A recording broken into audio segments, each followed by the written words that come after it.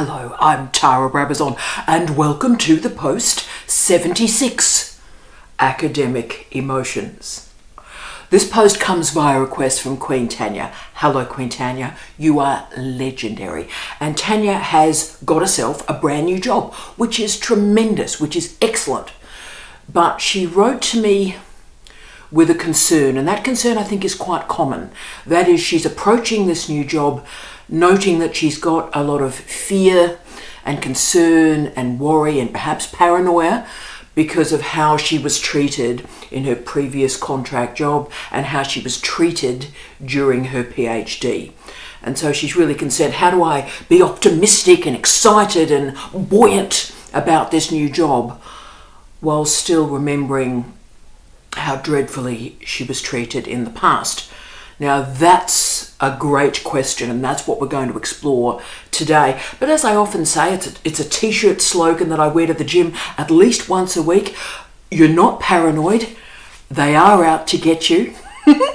And look, your feelings are completely understandable. That's the first thing I need to say to you, Tanya. Your feelings are understandable, they're logical, and they're rational. You have been through so much that it is completely understandable that you would be still carrying these emotions with you. But Tanya, this discussion of academic emotions I think is so timely. I'm recording this at the start of a new year, new you, yeah, nah. But also I'm recording it at a time where some remarkable research about academic emotions has just been published. This is a topic of our time and for our time. So I've really worked with a big chunk, it's taken me a few months to write this one, a big chunk of this new research from really interesting scholars from right around the world to provide a shape for all of us thinking about our career today and tomorrow and how we understand the past in our present. Now, you all know my default position. I talk about it all the time. Boundaries, girlfriend, boundaries. In an academic workplace, we need to separate the professional stuff from the personal stuff. And the reason why I am so fixated on that, why this is such a big deal for me, is because I've read the research and I've helped a lot of people work through bullying incidents and environments and gaslighting incidents and environments. And all the research about bullying and gaslighting shows that any vulnerability that you display in the workforce, including the academic workforce, will be used against you by the bully or by the gaslighter. So if you show any vulnerability, if you tell them any information of any kind, it will be used against you. And that's why I'm so staunch about the boundary conversation. So therefore, in many ways, this could be a really short vlog, right? This could be like academic emotions, yeah, nah. You need to separate out the professional and the personal to save yourself. Don't bring any issues to work. They will be used against you, full stop. But this is the vlog of but. Academics are human beings. We have fears, we lose somebody, we grieve, we're frightened, relationships begin and they end. And look, we're disappointed in ourselves. We can often be disgusted with ourselves. We can live for days, weeks, months, years, decades in abject despair. Now this is real, this is true. Emotions are a response to incidents in our lives. So what do we as academics, and we are human beings, what do we do with this emotion? What does academic emotion look like through a precariat workforce? So we are now living through, and will be, I think probably till the end of my career, a casualised workforce with iterative, endless restructures. So in this sort of environment, let's be clear, emotions are risky. You are being paid to deliver 12 weeks of teaching. You are being paid to do particular research tasks on soft research money. No one cares about you at all. No one cares about your emotions at all. So what do we do about that? Great question, and the new research unravels this problem and provides a process for us to integrate our lives more effectively.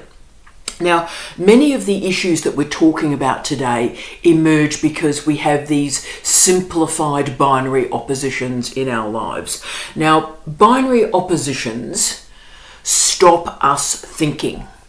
They simplify our vista of the world, and binary oppositions sort of pretend that we know what's going on most of the time, because actually the truth is we don't know what's going on most of the time. And binary oppositions are like black, white, male, female, straight, gay. Okay, now these are simple divisions and they make us sort of relax. They make us sort of relax because, oh right, we understand what's going on. The binary oppositions build into ideologies, and the ideologies, if they're really effective, become taxonomies, ways of categorizing reality and life so that we think we know what's going on. Now, one of these binary oppositions is obviously mind and body. For academics, this is a really tough binary opposition because we are employed to think, we are employed to teach other people how to think, we are employed to create outputs from our thinking, and those outputs are called research. We live a life of the mind, and the only role of our body is to carry our minds around. But then, of course, scholars like Hélène Cixous and the legendary Adrienne Rich really challenged those binary oppositions and talked about the writing of the body. We write the body. So emotions occupy a very specific place in mitigating and displacing the clean binary opposition between mind and body. You see, emotions exist at the interface between mind and body. So we exhibit sensory responses as our body engages with the world. Those sensory responses give us information, which we then interpret to live our lives. How we think, what we think, is shaped by the information we gather through our sensory experiences. Emotions, therefore, are a great gateway to honesty. And to summon Homi Bhabha, emotions are a way to enter that third space, that interface between mind and body. Now, Homi Bhabha argues that the third space is chaotic, it's uncontrollable, it's confusing, but it's also productive in its confusion. Therefore, let's think about academic emotions. And what I've done today is I've focused the discussion around 5 clear emotional states or issues that we as academics are engaging with right now and can be helped and assisted by the new research. Let's start with the first one that just about every academic experiences, and that is 1, self-doubt. Angel Marquez described self-doubt and insecurity as, quote, the silent career killer, end of quote. Self-doubt inhibits our capacity to make judgments and increases our insecurity in an already insecure workforce. Now, she argues that, and this was really fascinating for me, wow, changed my life. Self-doubt emerges in working environments where there's a lack of clarity about the role. What does this job actually do? And what are the performance measures to assess effectiveness in this job? When there's not role clarity, self-doubt emerges. Boom. Put another way, if there's no answer to the question, what does success look like in this job? And if there's no answer there, then self-doubt emerges. And by the way, that's why when I'm doing interviews, and they finish the interview with a sort of ritualistic, have you got any questions for the interview panel? I always have two. And my first question is, what does success in this role look like for the panel? First question, the meta question. And the second question is, what do you actually want the person in this role to do? Active verbs. Now, those questions I found to be incredibly useful. They slice through the lies, the fabrications, the PR of jobs. What do you want this person to actually do? And what does success in this role look like for you?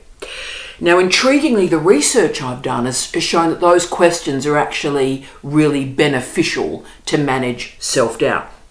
A way to get role clarity, a way to ensure performance measures. And I would argue you can ask those questions at any time. So if you are feeling self-doubt, ask those questions now or at your next performance review. Get role clarity. The research shows that those questions are particularly important for those of you that are feeling deeply vulnerable in an organisation that's going through these iterative restructures. 2, the use of the word no. A characteristic of neoliberalism is a validation of competition, hyper-individualism, exploitation, and under-regulation, under-governance. And what happens in a neoliberal environment is we all feel cramped. We feel like we can't move. We feel like we've got no choices. And of course, that's what I describe in my current work that I'm writing at the moment on the claustropolitan university. We feel cornered. We want to get out, but there is no way out. This is important when we're remembering two of the origin stories of neoliberalism that are being masked at the moment. And two of those origin stories come from Ronald Reagan and they come from Margaret Thatcher. Thatcher famously implemented the mantra Tina. Tina. There is no alternative. Tina. Tina exists in our lives to render really complicated issues, debatable issues, as simple. Tina exists to silence debate and silence interpretation. It's also, by the way, a strategy to deny information, deny research, deny data sets. So what happens is if someone is deploying Tina, they have a vibe. They have an opinion, but that opinion is held with great confidence. And through that opinion, they disconnect from reality. Because of their confidence, no one questions them. Okay. So Tina is used to frighten all sorts of workers, but it's particularly used to frighten academics. So there's no option but to follow a flawed policy, a neoliberal ideology, a narcissistic leader who does not have the runs on the board. There is no alternative. Right. There is, therefore, once you've gone there, no alternative but to sack academics, sack professional staff, close down disciplines, close down programs. Okay, so we've just spent $4 million on creating a new logo at a university, and now we're having financial trouble. Surprise, surprise. And so the way we move through that financial trouble is to sack academics that actually produce the work for which we are paid. Now, that's irrational and ridiculous, but that is our reality as transposed through Tina. There is no alternative. As I've always said, and this is a big deal in my life, as I've always said, when someone is configuring reality in that way, and we all do this, we configure reality by when we think about our story, we put the origin and the end point, we insert an origin and an end point in a position that makes us feel like we know what's going on and we're right. So the beginning and the ending that we all select validates particular arguments and emotions and perspectives. There are always many origins and many endings. And also I think when we construct a beginning and an ending, we have to always ask, what are we not talking about? Consider, let's just use one example, the millions of dollars and pounds and euros, pick a currency, that's wasted on already redundant and obsolete learning management systems. So we've got a bunch of people, often given titles like DVCE or DVCA, people without advanced teaching and learning education qualifications, making decisions about educational technology when they actually have no expertise, no qualifications, no SOTL, no SOS, no scholarship of teaching and learning, no scholarship of supervision, to even be making a judgment about education, educational choices, educational technology. And yet through narcissism and Tina, they are making these decisions. So, remember my rule, very straightforward as an educator. You never start with the technology. You always start with the learning outcomes. What are we trying to achieve here? And once you've worked out what the learning outcomes are, you backwardly map, and then you decide on the multimodal interfaces and technology that you require. A much easier situation in neoliberalism is you are sold a package of technologies that are already redundant, but of course it packages up learning in a way that casualised staff can deploy. So we then enter the craziness of research metrics, arbitrary imaginings of research journal rankings, invented normalities like author processing fees. And then, of course, we've got Retraction Watch. We've got the critiques of the cartel behaviours around these corporate academic journals publishers, and the politics of citation. We can go on and on and on.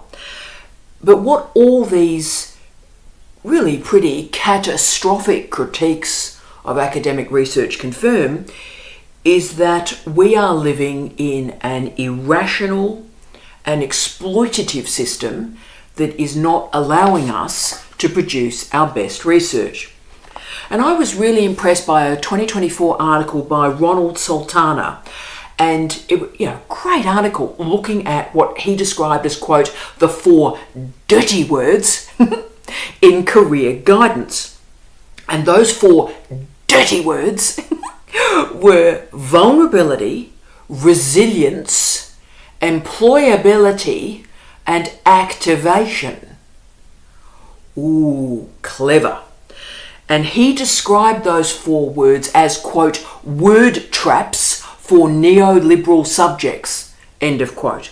So if something goes wrong in your daily life, in an organisation, if something goes wrong, then an individual is responsible for what has gone wrong. So what neoliberalism does as its very foundational punctuation is to create a blame and a shame culture. And so what happens is stuff goes wrong, the individual must blame themselves. And so what then happens is, we need to work on ourselves. The neoliberal subject becomes the problem. And we have to spend time working on ourselves as a project. So what this means is an institution or organisation is never at fault. An individual is always at fault. And we have to work on improving ourselves as an individual. We have to be resilient. Okay, so Tina systems inflame academic emotions because all of this is arbitrary, subjective, and irrational. Remember, we are academics. We do research. We are rational scholars that work through logical methodologies, ontologies, and epistemologies. That's what we do for a living. And yet we are confronted by irrationality. And therefore we start to get a bit angry. we start to express rage. Now, this will continue to be a problem, and we can really track back the diagnostic of how we're going to handle this right back to Stanley Arnowitz's The Knowledge Factory, written and published in 2001. So leaders and this is the argument from Stan the Man Arnowitz, he argued that the leaders that exist in our university right now are either failures or they have underperformed through their entire career. They've underperformed as teachers and underperformed as researchers. So because they've underperformed, they then take on a third path, which is administration, management, and leadership. But you see, that then means that the decision making about teaching and research, those decisions are being made by people who have underperformed or failed in those areas.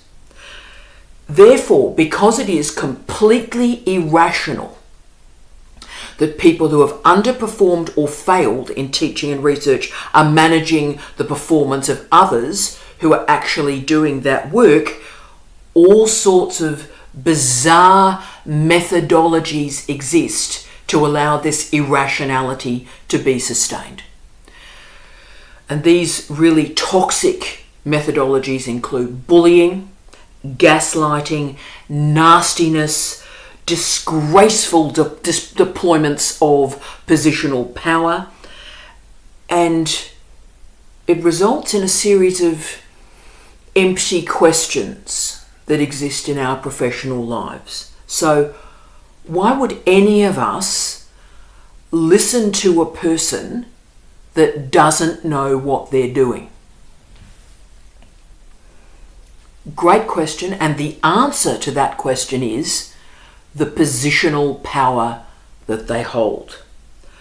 So that because they're in a position of power, because they've got a vanity title, because they've got the office, because they've got the line management over people, we have to follow these underperformers because they hold positional power.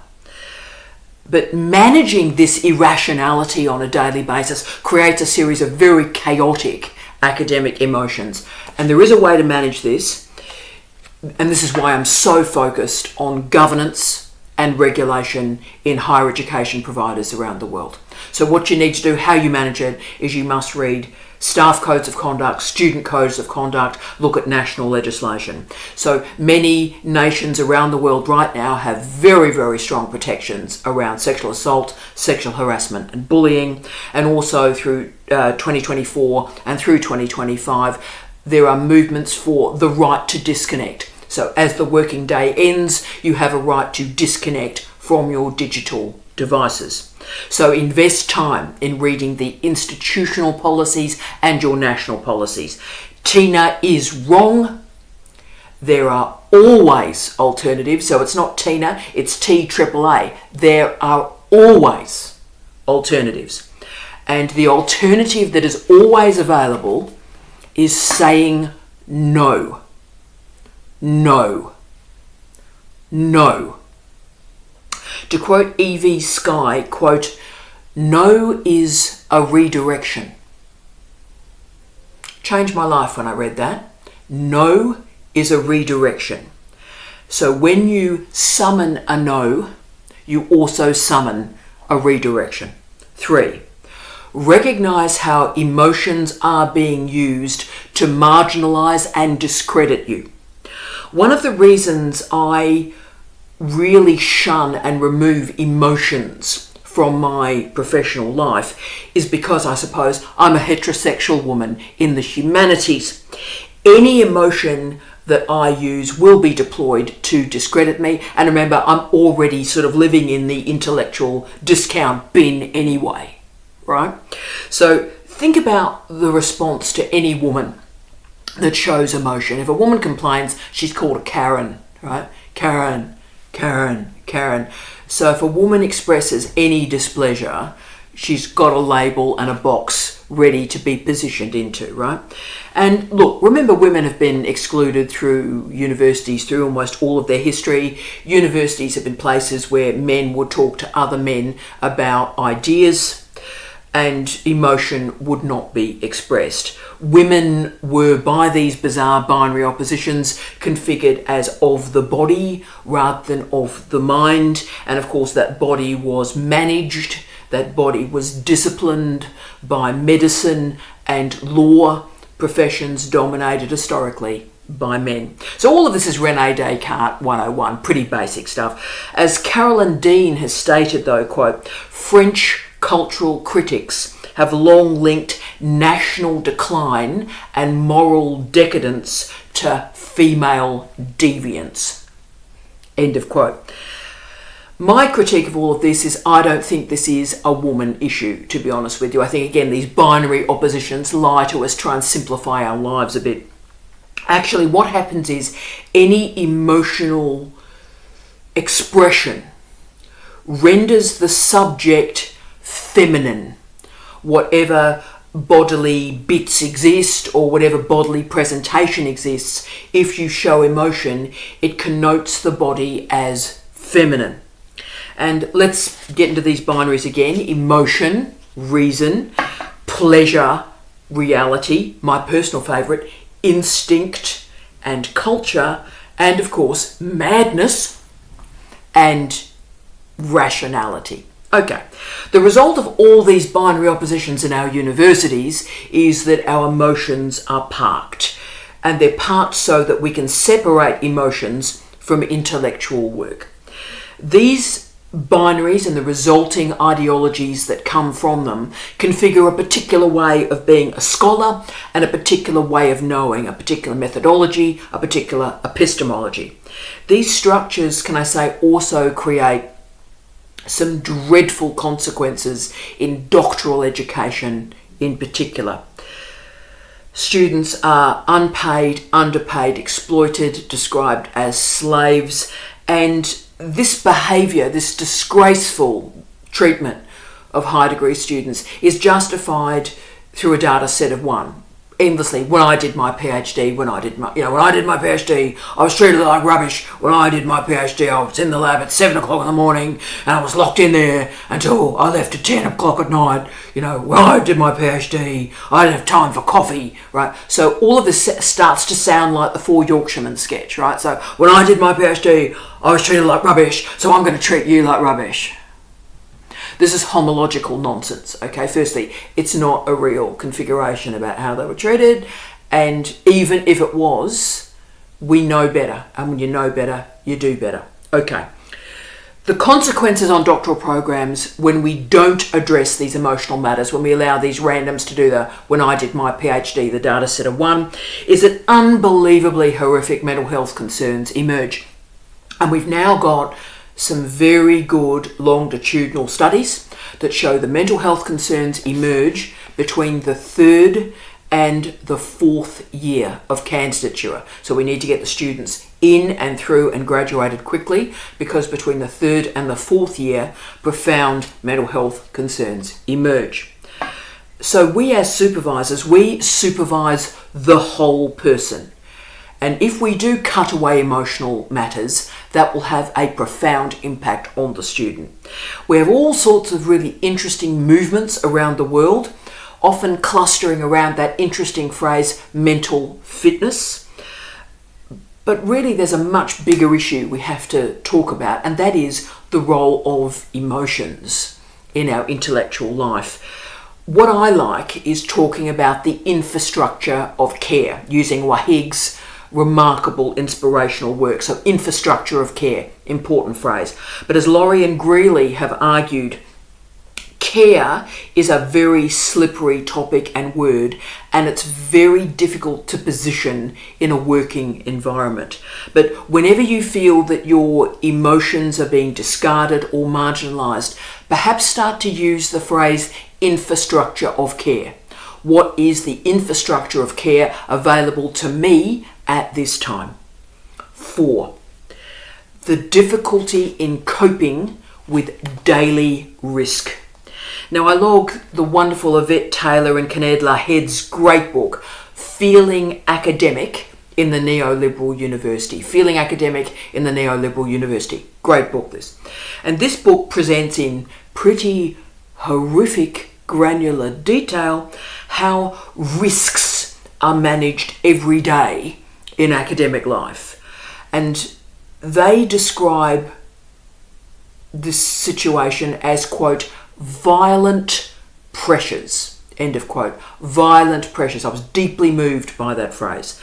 And these violent pressures are caused by the endless threat of developmental closure, departmental closures, the endless fear of restructures, being on professorial watch lists, or ghost bans on social media. And we then have these bizarre performance rituals that evaluate success and failure. You know, these metrics are invented, they're irrelevant, but the metrics are invented. Number of publications, quality of those publications configured through completely irrational proxies, journal ranking, positioning of author, citations, and so forth. These inelegant proxies supposedly mean something, right? And institutions around the world are increasingly reliant on casual and contract staff to do the actual work in higher education. Therefore, you see the risks in academic life are daily and they are frightening. This is what Sarah Burton described as, quote, legitimacy in academia, end of quote. It is increasingly difficult to demonstrate legitimacy, and it emerges through these micro moments and events in everyday life with stress attached to them. And we see this through the disciplining of disciplines, the disciplining of academic work, and of course the disciplining of academic emotions. So our universities employ cheap and vulnerable workers. Intentionally, cheap and vulnerable workers. And that means that all the ethical matters about career development, sustainability, work and life balance, family-friendly workplaces, long-term research and teaching projects, care for PhD students, all that stuff is gone. It's gone.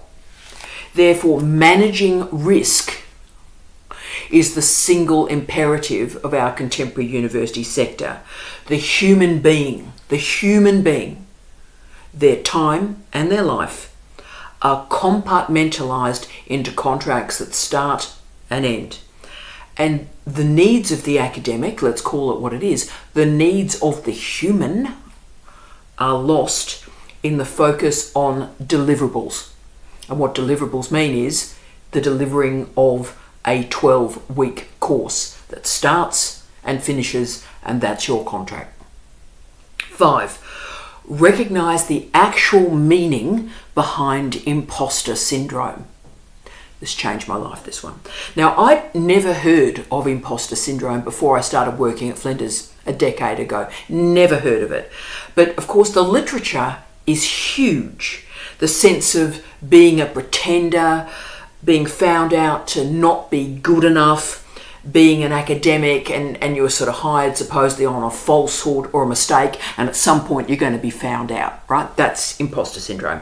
And isn't it bizarre that really bright people consider themselves to be an imposter, and some of the most mediocre and incompetent people in leadership positions have this incredible confidence? Isn't that extraordinary? What's this about? Well, the final argument I want to deploy to understand this and academic emotions comes from the wonderful Maddie Breeze. And she argues, hang on to yourself. She argues that imposter syndrome is, quote, a diagnostic of power, end of quote. Wow. So in other words, imposter syndrome is a moment of consciousness. And that consciousness is that there are people around you that hold power, and they hold more power than you, and They hold power over you. Right, now what do you do with that information? What do you do with those emotions? And the answer is, because now we've got power held by people that should not be holding power. This is unjustifiable positional power. What happens?